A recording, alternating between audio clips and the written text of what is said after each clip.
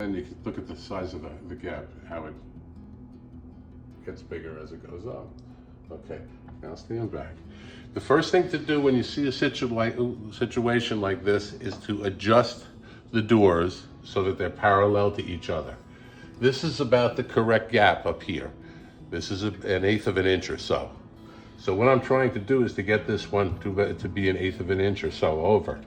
To do that, you'd use the front screws of these are compact hinges. You'd use the front screws of the compact hinge. We're looking for the door to go over this way. So, of course, this door has got to go. If you take a close-up of this, you can see by turning this to the right, it gets a little bit bigger, but by turning it to the left, it gets a little bit smaller. I'm going to do the same thing on the bottom here, but maybe a little bit more because it's a bottom hinge. And then I'm going to take a look and see how the gap is.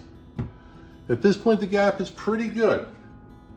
I'm going to do a little bit because I'm a perfectionist. I'm just going to do a little bit more.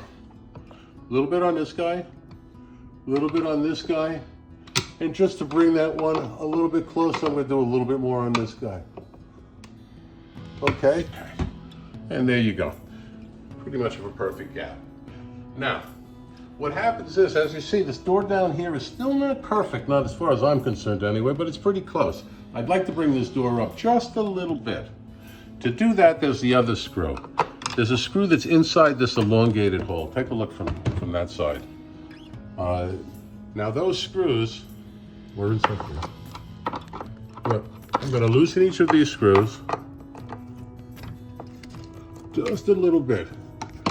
That'll allow me to adjust it in the elongated slot that's in that screw. A little bit on the top guy too. And then I'm going to lift the door up just a little bit.